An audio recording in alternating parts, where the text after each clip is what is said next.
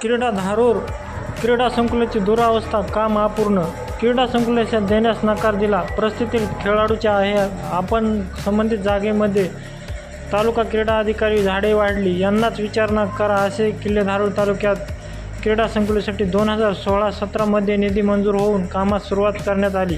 शहरातील चिरका मैदान इथे याची सुरुवात करण्यात आली. मात्र काही प्रमाणात निकृष्ट काम करून अर्धवट कामावरच संपूर्ण निधी उचलण्याचं समजतंय.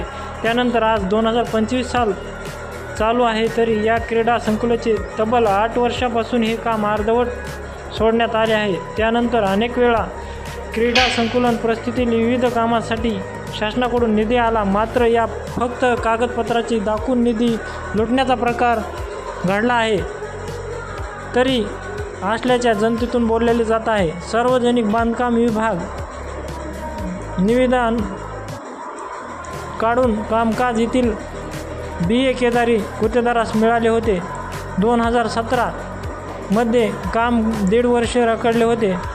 हा निधी मिळाला की करू असं मत गुत्तेदाराचे होते. मात्र नंतर निधी मिळून काम झाले नाही. हे निधी तालुका क्रीडा समितीमार्फत सार्वजनिक बांधकाम विभागाला वितरित करण्यात आला.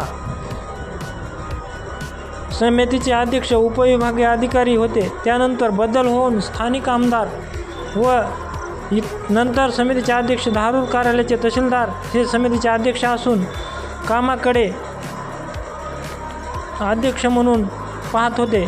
गेल्या अनेक वर्षापासून दुर्लक्ष होत आहे. बीड जिल्हा क्रीडा अधिकारी यांनी कामावर कुठल्याही प्रतिक्रिया इतर देण्यास नकार दिला आहे. आपण संबंधित तालुका क्रीडा अधिकारी यांनाच विचारणा असं करा.